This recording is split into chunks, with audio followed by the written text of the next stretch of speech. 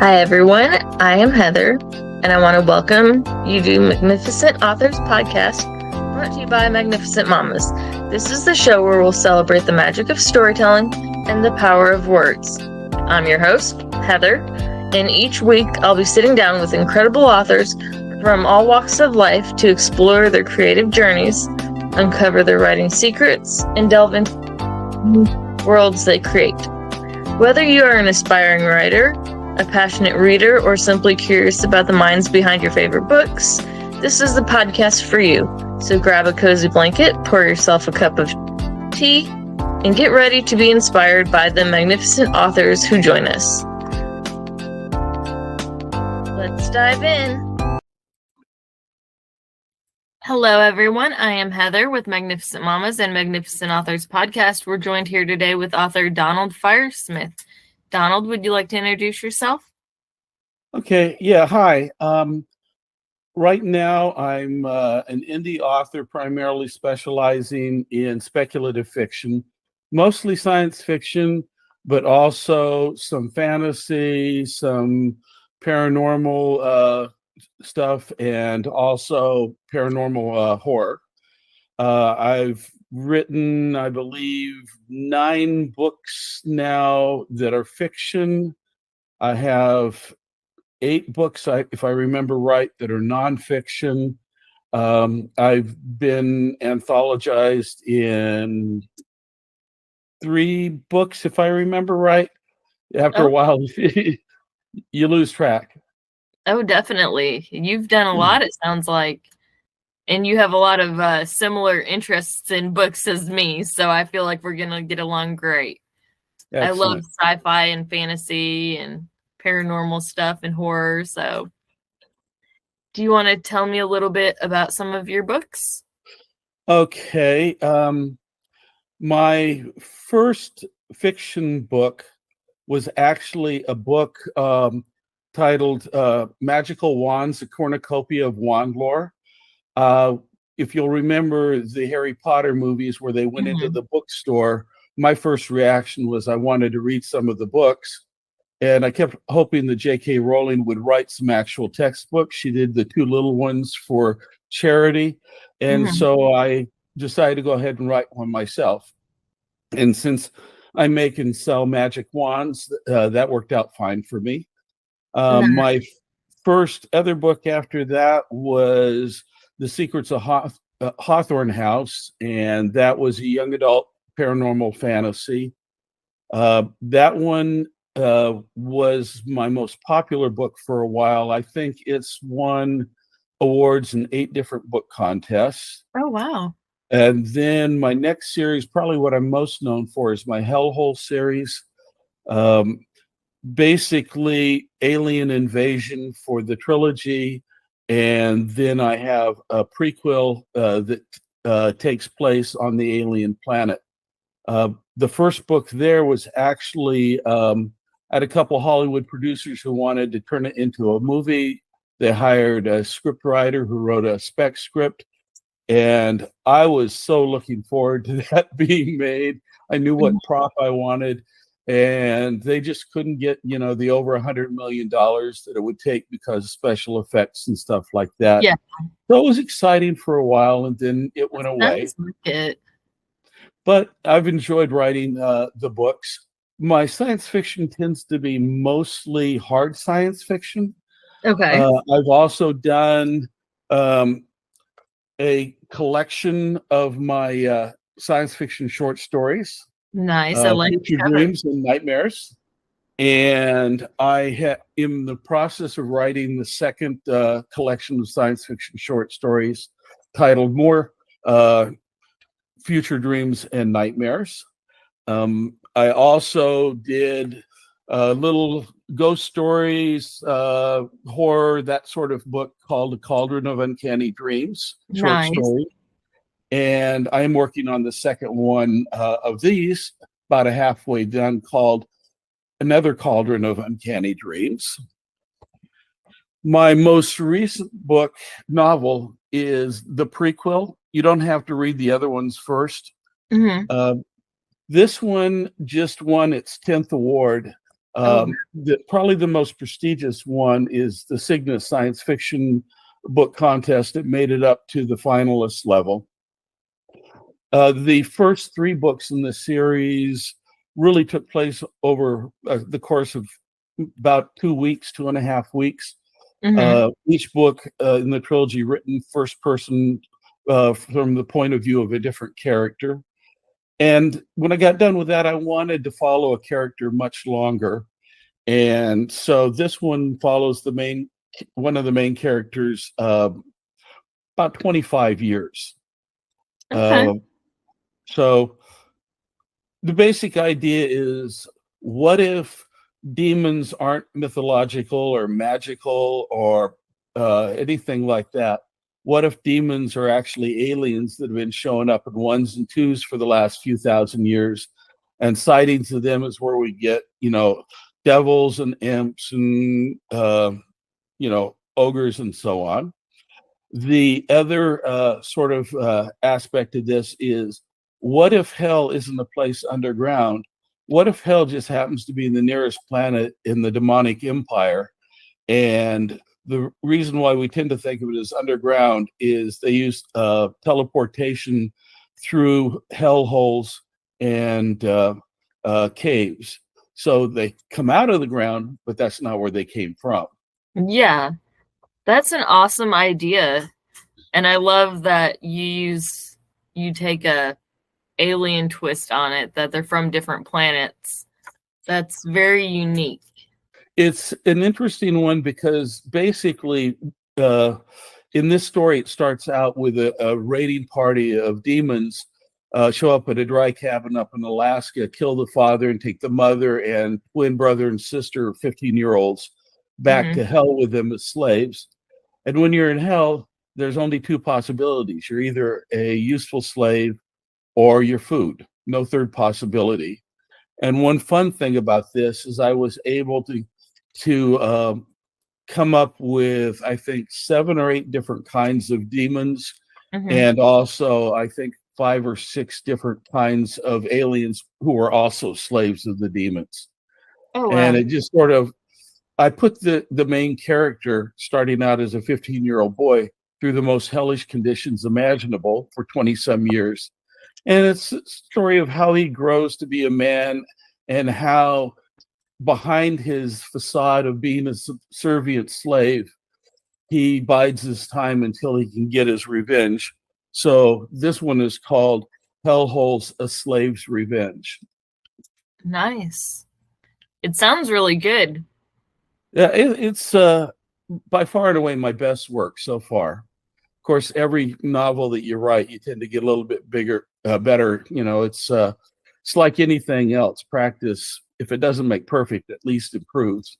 Definitely. And I think as writers, we all improve as we go. Because, even just a couple of years ago, anybody's writing, if you were to compare it from then to now, there's hopefully going to be lots of improvements. Right.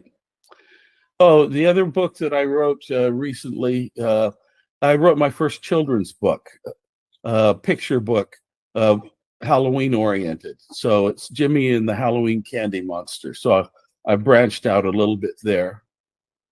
Prior to writing all these fiction books, I wrote 8 different system and software engineering books. Oh, wow. So that's where a lot of my hard science fiction comes from.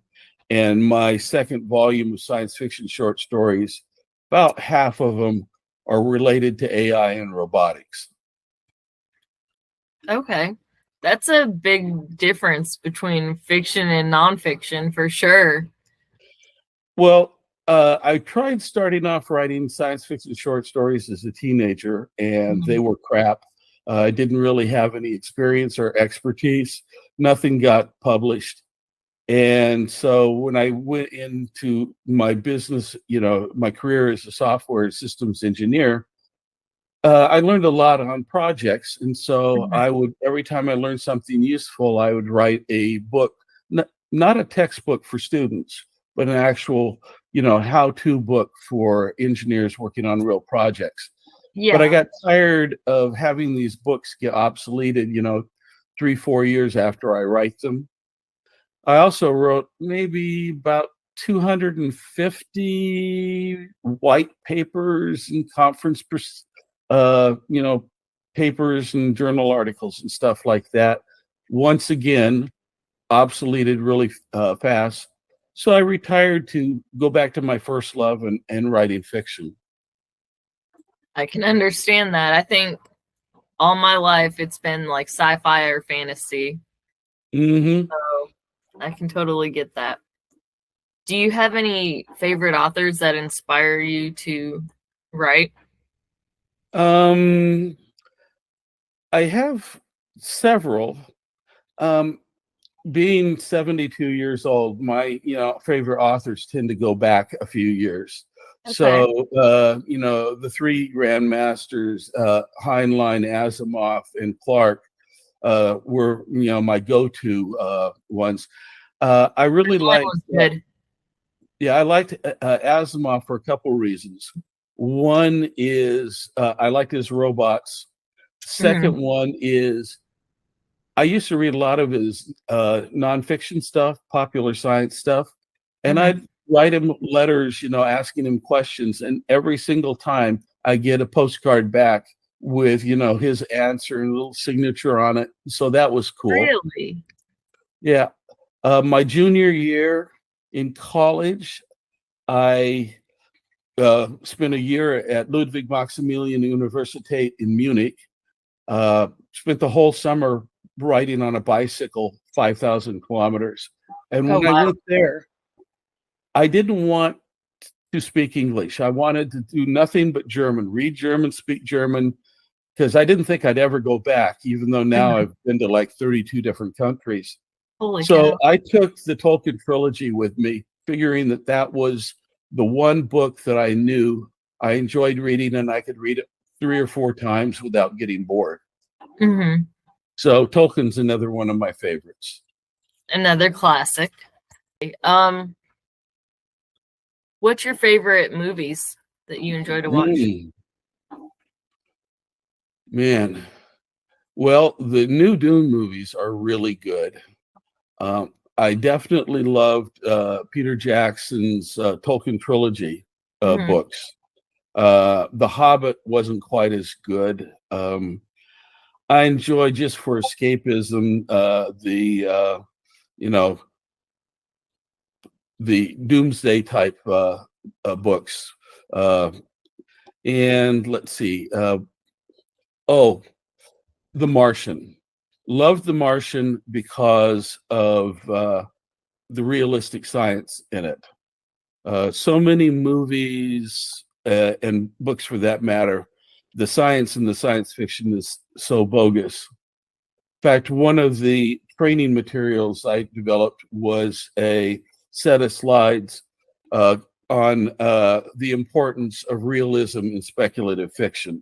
Yeah. I'm a great believer to make the real parts real, because I think it makes it easier for the reader to suspend disbelief when it comes to all the non-real stuff. I can understand that. That makes sense.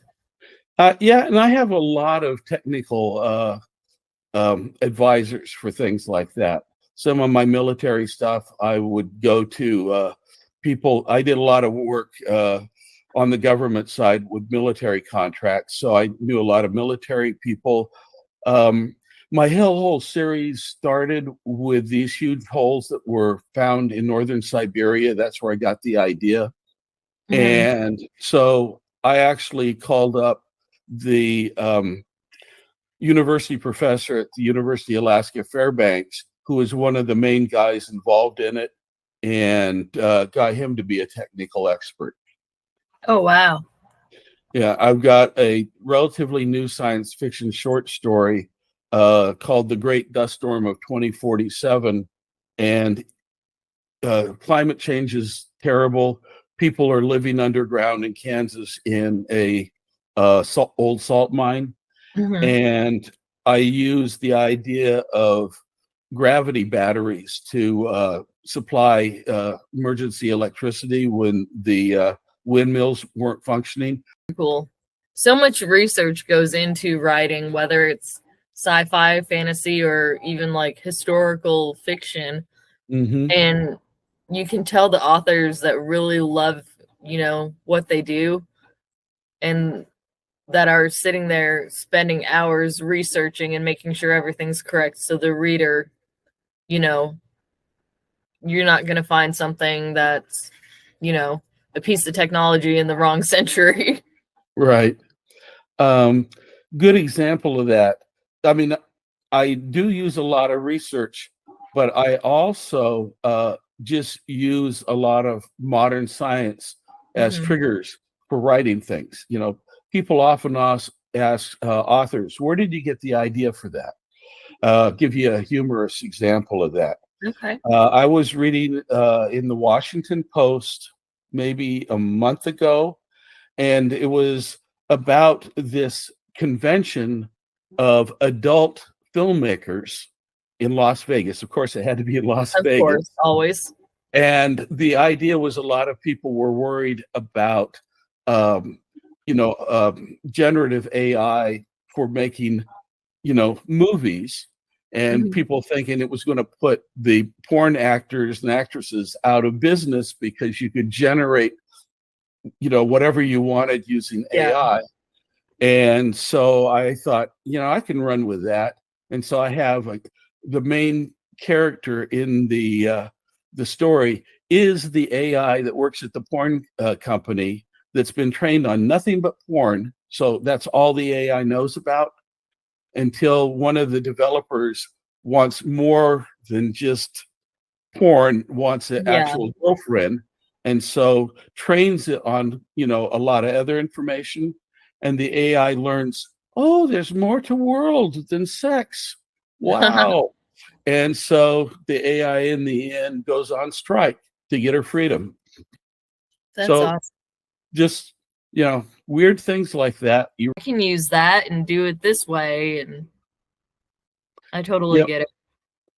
Another example of that is I got a story called The Mannequin, spelled not like the clothes models, but the medical mannequins that people learn how to do CPR on and things like that. And so I put it into the future where the mannequin has human body, but just an AI, brain. And so supposedly, since it's not a real human with a real brain, it's okay to operate on them and practice and do all of this stuff. And then the AI becomes conscious, and things go downhill from that. But in that case, I ended up having 3 different doctors help me with all of the medical aspects of what happened in the exam in the operating room, where it's like a trauma case. And that one worked out really well. That one actually won first place in one contest and second place in another one. And is the 15th of this month, the anthology of all the winners of that one contest is going to be published. That's awesome. Congratulations. Yeah, that's a real kick. I bet. It sounds like you've had a wide range of connections to utilize in your research process for your books as well. Most people who are technical engineers, doctors, whatever, they actually love talking about their work. And any author, if you're writing something like that and you need some advice, find out who's local or even not local and contact them. And usually you can get all of this wonderful advice from these people. You don't have to pay for it. I mean, it's like beta readers on steroids. Nice. Do you have any of the people that helped you with your books beta or read your books as well? Yeah, I have a stable of about 15 beta readers that I use all the time. And most of the time, I wait until the book is pretty clean and finished.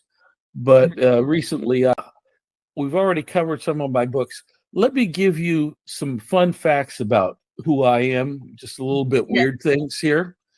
I was a student member of the American Nuclear Society, and I ran a Triga Mark III pool reactor in college, and I once stood inside the reactor core of a major research reactor. Oh, So wow. item number one. Item number two, I was on at the snow line of Mount St. Helens 3 days before it blew up. I was driving from Portland up to a science fiction convention in Seattle, and that was an interesting experience. Like I said before, I spent 90 days on a bicycle in Europe, riding all over Germany, Austria, and Switzerland.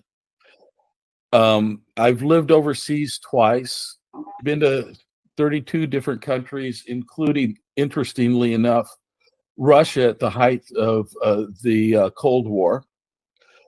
And in India, one time at a software engineering conference, I volunteered, and I had an Indian guy blindfolded with a sword cut a watermelon in two on my naked belly as I was lying on the floor while he was dancing around me. Oh, wow. So a few bizarre things, so you know a little bit more about me. Definitely. What was your favorite place to visit? Oh, God. I loved visiting and living in Switzerland. Beautiful country. I once taught a course to the New Zealand Navy and flew down there, and I drove the length of the North Island, and I loved New Zealand. I loved the Kiwis. If I was ever going to move somewhere and live somewhere, I'd like to do that, preferably even the South Island, which is even more beautiful. I like the Aussies. I've been to Australia many, many times. God, there are just so many different places. Oh, I did get one of my bucket list things taken care of on one of my trips. What's that? Okay, the Minoan culture was on Crete, the island of Crete. And that's where you get the story of the Minotaur, you know, in Greek times, where the Athenians were sent down to Knossos and had to deal with the Minotaur. Well, it turns out that Crete is Atlantis, and it was the volcanic eruption of Thera that created the massive tidal wave that wiped out the Minoan culture. And I always wanted to see that, and it was just very, very cool to be able to stand in those ruins and you know, enjoy all that kind of stuff. I love like ancient mythologies and stuff, and I would love to see like Greece and places mentioned in like Greek mythologies. I think that would be like so awesome. Yeah, I loved also Rome, going to Rome, and I went to Herculaneum and Pompeii, and that was fantastic too. That would be such an experience. I don't think I would ever forget something like that. It was so fun because I would go back to a lot of these places just about every year, giving training courses or whatever. I got really spoiled because my company would send me there. So wow. the only money I had to come up with is like an extra day's worth of hotel and food. And it bothers me now that I've been retired for, you know, several years, that I can't afford to keep, you know, going around the world like I used to. Yeah. It really changes you, especially if you live overseas. I lived in Munich. I also lived in Bern, Switzerland, and I also lived in Frankfurt.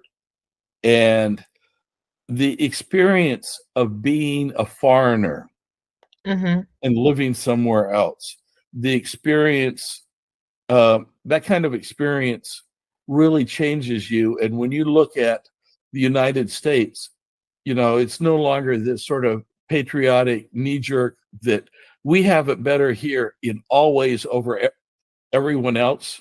No, there are some other places that do things better than we do here. Oh, yeah. And also, you start, looking at refugees and other people who come to this country with a little bit more empathy because you've been in their shoes. Maybe not as a refugee, but you've been a foreigner, stranger in a strange land, as Heinlein said.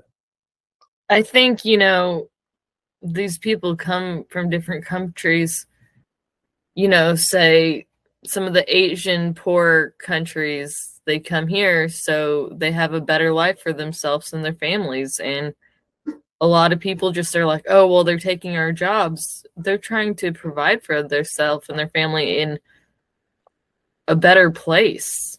Well, they forget what this country was like in the 1800s, where we took everybody. They forget the Statue of Liberty and what it says on it. Actually, I think living in a multicultural country is wonderful. One of the things I didn't like about living in Switzerland was everything was Swiss. So if you wanted to go to a Mexican restaurant or, something like that, yeah, you could forget about it. That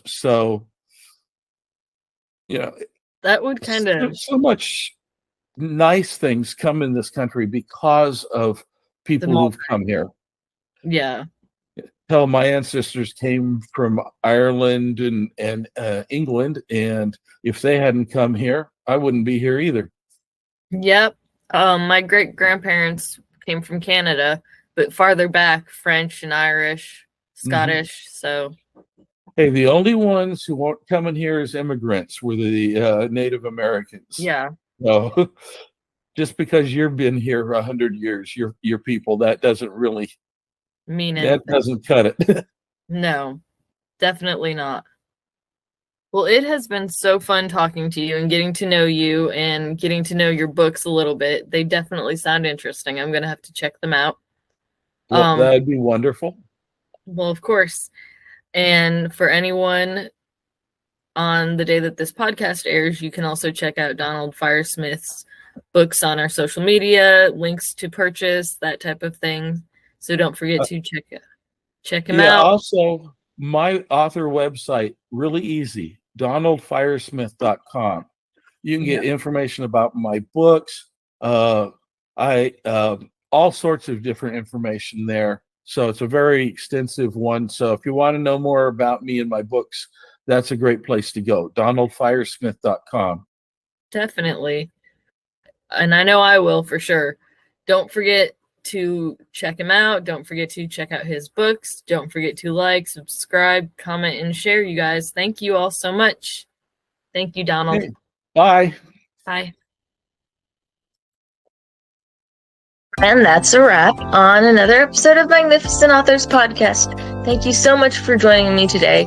It was a pleasure to share another inspiring conversation with a talented author. If you enjoyed this episode, don't forget to subscribe to Magnificent Authors Podcast so you don't miss any of our upcoming conversations with amazing writers. And be sure to check out Magnificent Mamas on our website, which is www.magnificentmamas.us, or on our Facebook page for more inspiring content from incredible authors. I'd love to hear your thoughts on today's episode. What resonated with you the most? Head over to Facebook or leave a comment on our website and let me know. Until next time, keep reading, keep writing, and keep those imaginations soaring.